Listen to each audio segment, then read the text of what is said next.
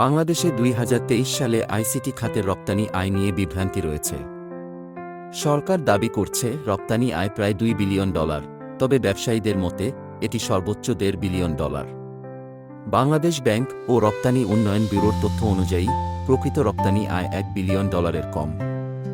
বিশ্বব্যাংকের তথ্য অনুসারে ২০২৩ সালে বাংলাদেশের সেবা রপ্তানির ১০% আইসিটি থেকে এসেছে, যেখানে ভারতের ক্ষেত্রে তা ৪৮.২%, পাকিস্তানের ৩৬.২% এবং শ্রীলঙ্কার ১৬.৯%।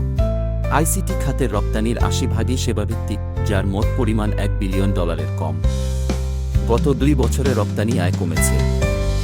বেসিসের সভাপতি রাসেল টি আহমেদের মতে রপ্তানি আয় $1.৫ বিলিয়ন মতো হতে পারে। ফ্রিল্যান্সিং সেক্টরে ৬ থেকে ৭ লাখ নিবন্ধিত ফ্রিল্যান্সার থাকলেও কার্যকরভাবে কাজ করছেন ১.৫ লাখ।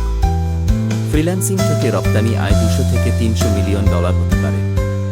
তবে আইসিটি খাতের সামগ্রিক রপ্তানি $2 বিলিয়ন হবে বলে মনে করেন বিশেষজ্ঞরা।